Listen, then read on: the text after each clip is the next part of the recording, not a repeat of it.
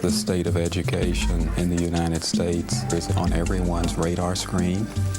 I think everyone is concerned about transforming public schools.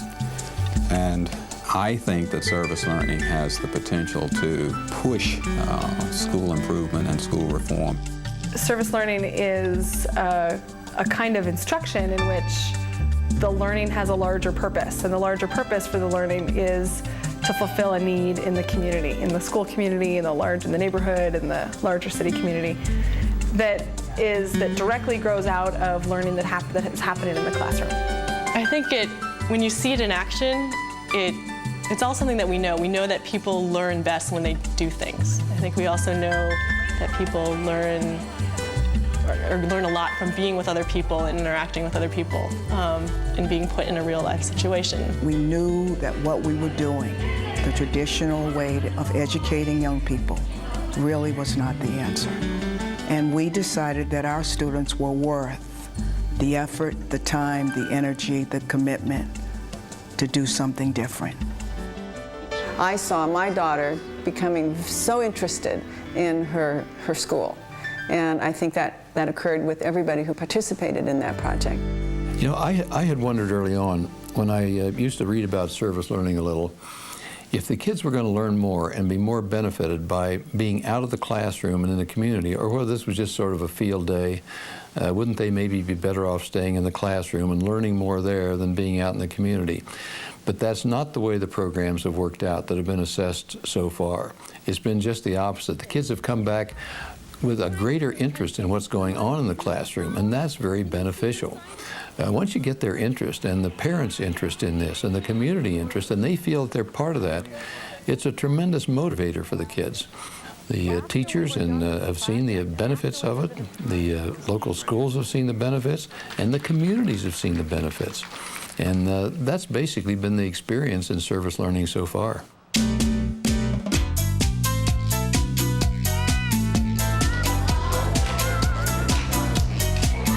Service learning is the connection between the curriculum and the community. It's project-based learning with a community service or community needs dimension, community action dimension.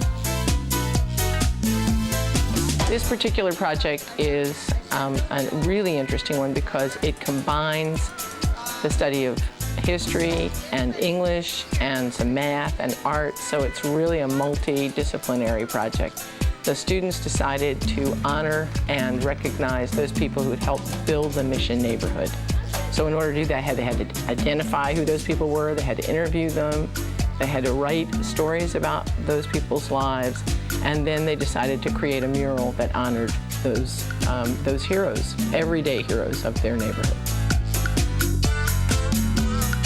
I really had no idea that I would be part of a mural. I thought that I would be asked to tell a brief story about my life that might be helpful in moving young people toward their own goals. And then later I found out that there is this very charming mural which really makes a handsome person out of me. I felt really privileged, I mean genuinely privileged to be considered one of the people there, although I feel more like I'm more of a character than anything.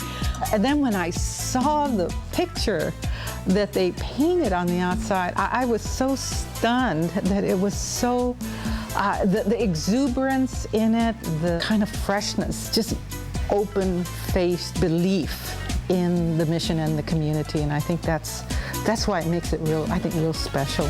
I try to tie everything in with academics. Like there's a book that came out of this project. It involved incredible writing skills. They had to edit, they had to revise.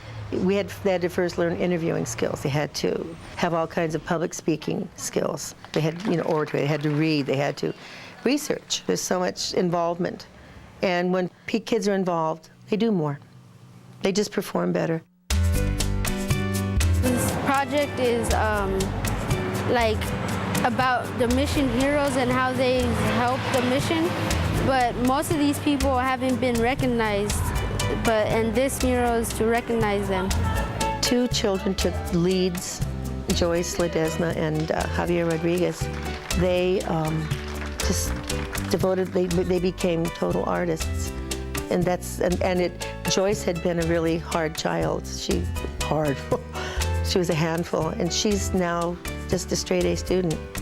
No, not straight A's, but A's and B's. Things have changed, her life. She found something she could do. And she writes well. Gifted child, just hated school. Well, before I was kind of stupid, I guess, because I didn't want to do any work, and I just talked with my friends while I was in the classroom. And I didn't really care about learning. I would just copy my friends. And now it's just like I have something to do that's fun and that I want to participate in. Service learning is taking a step forward because you have certain skills, you have a certain feeling towards, or maybe you have a passion that this touches, and you get involved.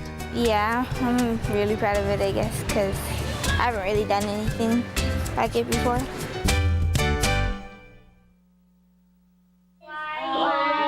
Why is our hospital project important?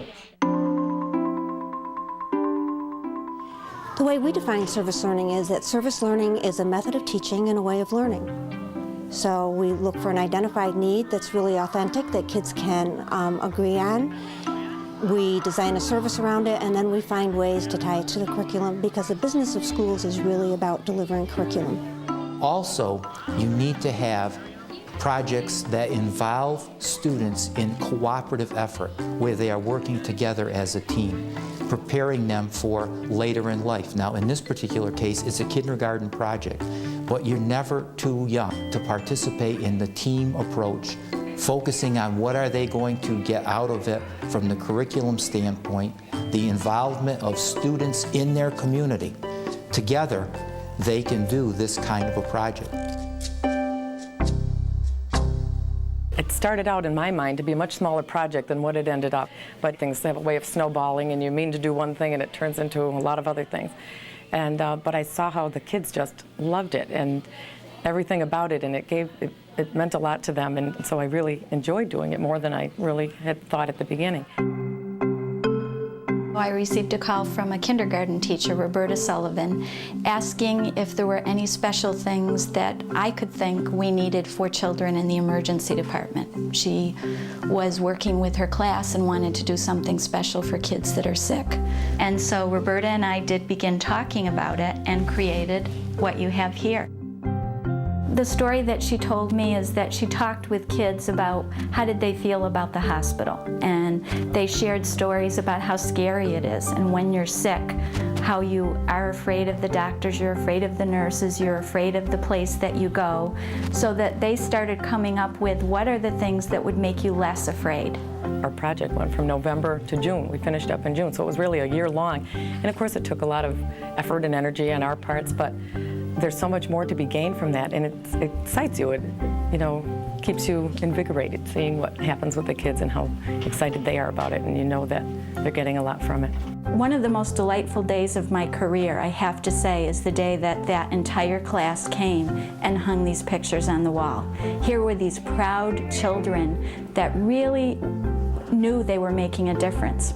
The hospital administrator talked to them about how important this was and that they had helped kids for years and years to come by the work that they did.